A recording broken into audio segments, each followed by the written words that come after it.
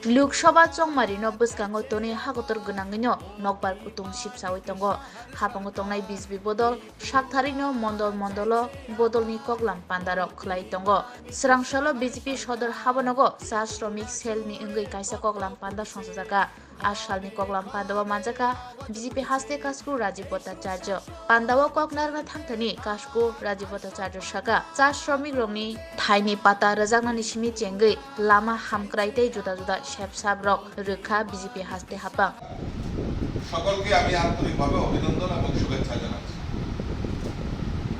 আমরা জানি যে আর কিছুদিন পরেই আমাদের লোকসভা নির্বাচন।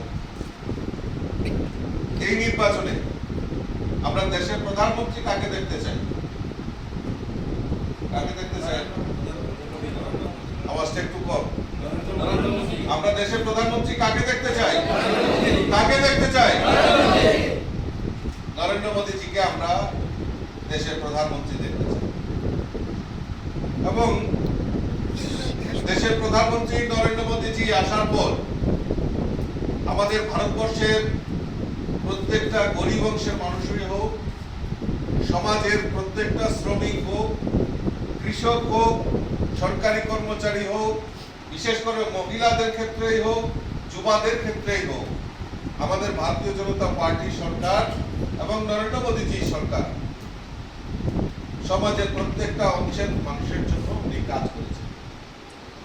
তাই আমরা গর্বের সাথে বলতে পারি যে আমরা আবারও দেশের প্রধানমন্ত্রী নরেন্দ্র মোদীজিকে আমরা দেশের প্রধানমন্ত্রী হিসেবে দেখতে চাই।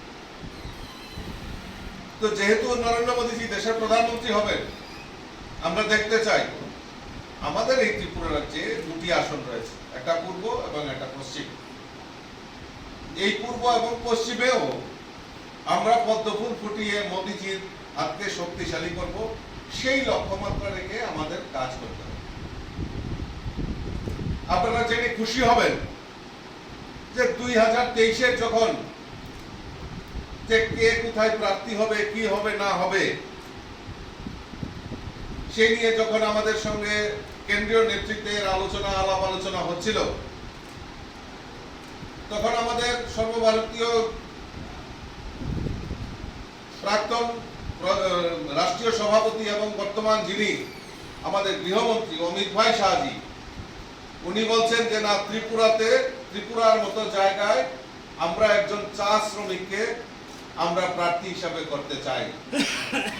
আপনাদের দুঃখ দুর্দশা মোচনের জন্য এবং আপনাদের যে দাবি দাওয়া সেগুলি বিধানসভায় পৌঁছানোর জন্য আমাদের রাষ্ট্রীয় নেতৃত্ব চিন্তা করেছেন যে না, ত্রিপুরার মতো জায়গায় একজন চা শ্রমিককে আমরা প্রার্থী হিসাবে করতে চাই। তাই 2023-এ আমাদের দিলীপ তাঁতিকে, সেই কুর্তি কদমতলায় যিনি চা শ্রমিক, ওনাকে প্রার্থী করা হয়েছে। কিন্তু অল্প ব্যবধানে উনি হয়তো বিধায়ক হতে পারেনি। চন্দ্রশেখর কর্মী অনেকদিন ধরে আমাদের এই টি সেলের সঙ্গে জড়িত রয়েছেন, সুযোগ্য নেতৃত্ব। আমাদের প্রাক্তন টি কর্পোরেশনের যিনি চেয়ারম্যান আদরণীয় সন্তোষ দাও অক্লান্ত পরিশ্রম করে এই ত্রিপুরা রাজ্যের চা শিল্পকে যাতে জাগরণ করা যায়, চা শিল্পকে যাতে আমাদের এই ভারতবর্ষের মানচিত্রে ত্রিপুরার চাকে পৌঁছানো যায়, তার প্রয়াস ওনারা করেছেন এবং এখনো করছেন। তো সেই মোতাবেক আমিও বিশ্বাস করি যে সমাজের প্রত্যেকটা অংশের মানুষকে সঙ্গে নিয়ে আমাদের সংগঠনকে শক্তিশালী করা। তাই গত কিছুদিন আগে যখন আমাদের পৌষ সংক্রান্তি ছিল, সেই সময় আমি ইচ্ছা প্রকাশ করেছি যে না, আমার চা শ্রমিকদের সঙ্গে আমি সেই আমাদের যে পৌষ সংক্রান্তি উৎসব সেটা আমি দেখতে চাই। তাদের কৃষ্টি এবং সংস্কৃতির সঙ্গে আমি তাদেরকে সঙ্গে আমি দেখা করতে চাই এবং তাদের কৃষ্টি এবং সংস্কৃতিকে কিভাবে তারা এটা উদযাপন করে তার জন্য আমি আগ্রহ প্রকাশ করেছি। আমি সৌভাগ্যবান যে আমি মেকলিপাড়া, যেখানে খয়ারপুরে আমাদের মেকলিপাড়া একটা বিশাল বড় চা বাগান রয়েছে, সেখানে একটা জনজাতি মানে আমাদের এই চা শ্রমিকদের একটা বিশাল অংশ রয়েছে। তো সেই সময় আমি ওই মেকলিপাড়া গ্রামে যাই এবং সেখানকার মানুষের সঙ্গে আমি কথা বলে উপলব্ধি করতে পারি যে না, শ্রমিকদের মধ্যে একটা ভারতীয় জনতা পার্টি সরকার প্রতিষ্ঠার পর 2018-র পর থেকে এই রাজ্যের চা শ্রমিকদের জন্য সরকার যে উদ্যোগ গ্রহণ করেছে, এটা বাস্তবে দেখতে হলে আমাদের সেই চা শ্রমিকদের যারা যেখানে বসবাস করে তাদের মধ্যে যেতে হবে। তো আমি পরম সৌভাগ্যবান যে আমি সেদিন সময় করে তাদের কাছে গিয়েছিলাম এবং তাদের কৃষ্টি এবং সংস্কৃতি এবং তাদের যে উন্নয়ন সেটা দেখার সৌভাগ্য আমার হয়েছে। তারপর আমাদের দুর্গাবাড়ি চা বাগানে বংশী এখানে উপস্থিত রয়েছে, বার কয়েক আমি সেখানে মিটিং করেছি। চা শ্রমিকদের বংশীর বাড়িতে আমি খাবার খেয়েছি, ভোজন করেছি এবং তাদের যে হৃদ্যতা, তাদের যে আতিথেয়ত্ব, সেটা সত্যি আপনাদেরকে প্রণাম করার মতো। আপনারা যেভাবে মানুষকে গ্রহণ করেন সেটা আপনাদেরকে প্রণাম করেন।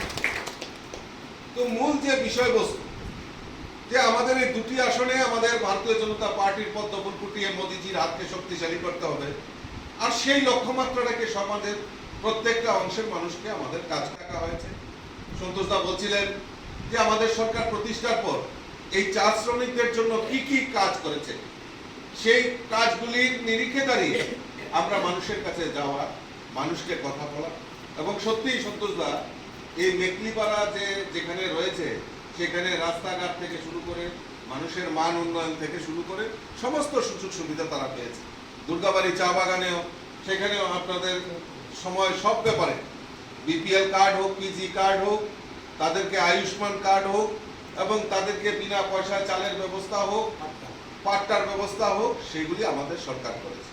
তো কাজেই আমরা তার নিরিখে দাঁড়িয়ে বলতে পারি যে না, এই চা শ্রমিকরাও ভারতীয় জনতা পার্টির সঙ্গে রয়েছে। আর সবচেয়ে বড় জিনিস সেটা হলো চাঁদা সংস্কৃতি বন্ধ হয়েছে।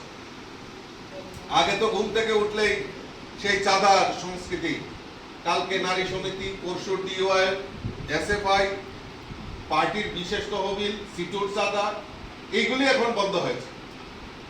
এটা আমাদের কাছে, আমরা যেমন একটা স্বাধীন ত্রিপুরাতে বসবাস করি, সেই সংকল্প নিয়ে আমরা কাজ করছি। আমার কর্মী যেটা বলছিলেন যে লিগ্যাল সেলের কনভেনার, এই নির্বাচনকে সামনে রেখে আমাদের এই লাভার্থীদের ঘরে ঘরে যেতে হবে। প্রয়োজনে আমাদের কাছে লিফলেট আছে, যদি প্রয়োজন হয় আমি অফিস সেক্রেটারিকে বলে দেব। সেই মোদিজির যে বার্তা, সেগুলি আমরা প্রত্যেক বাগানে বাগানে আমরা পৌঁছে দেব। সেগুলি আমাদের বাড়িতে বাড়িতে যেতে হবে। মোদিজি কি করেছে, আমাদের রাজ্য সরকার কি করেছে, লাভার্থীদের জন্য কি করেছে, সেগুলি আমাদের প্রচার প্রসার করতে হবে। আর সত্যি আগরতলাতে একটা বড় জমায়েত বা কোন জায়গাতে করা যায় সে ব্যাপারে আপনারা চিন্তা ভাবনা করুন। এবং সেখানে আমাদের রাজ্যের মাননীয় মুখ্যমন্ত্রী থেকে শুরু করে রাজ্যের যে ইন্ডাস্ট্রি মিনিস্টার থেকে শুরু করে প্রত্যেকেই সেখানে থাকবে। এবং আপনাদের কোনো দুঃখ দুর্দশা যদি আপনাদের থাকে, আপনাদের সুবিধা অসুবিধা, সেগুলি আমাদের সংগঠনের সঙ্গে শেয়ার করবেন। এবং আগামী দিন আমরা সবাই ঐক্যবদ্ধ হয়ে আমরা সবাই মিলিত কাজ করব। এবং মাননীয় মুখ্যমন্ত্রীর যে সংকল্প, এক ত্রিপুরা শ্রেষ্ঠ ত্রিপুরা, তো কাজেই এক ত্রিপুরা শ্রেষ্ঠ ত্রিপুরা গড়ার লক্ষ্যে সমাজের প্রত্যেকটা অংশের মানুষকে সঙ্গে নিয়ে আমরা কাজ করব, লড়াই সংগ্রাম করব। এবং আপনাদের যে অধিকার, সেই অধিকারের জন্য আমরা মুখ্যমন্ত্রীর সঙ্গে আলোচনা করব।